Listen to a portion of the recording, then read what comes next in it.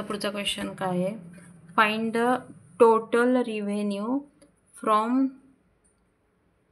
Each product category. प्रत्येक प्रॉडक्टच्या category wise revenue find out करायचा आहे. प्रॉडक्टच्या category wise revenue find out करायचा आहे.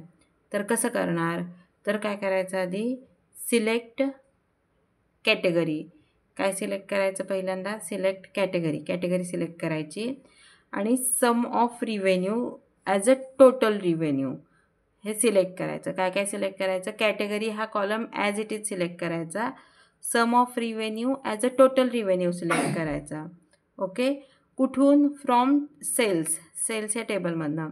Select category, sum of revenue as total revenue from sales, आणि त्याला ग्रुप बाय कॅटेगरी करायचं. म्हणजे sum of revenue as a total revenue जो आहे त्याला ग्रुप कशाने करायचं, कॅटेगरीने करायचं. म्हणजे आपल्याला category wise sum of revenue मिळेल.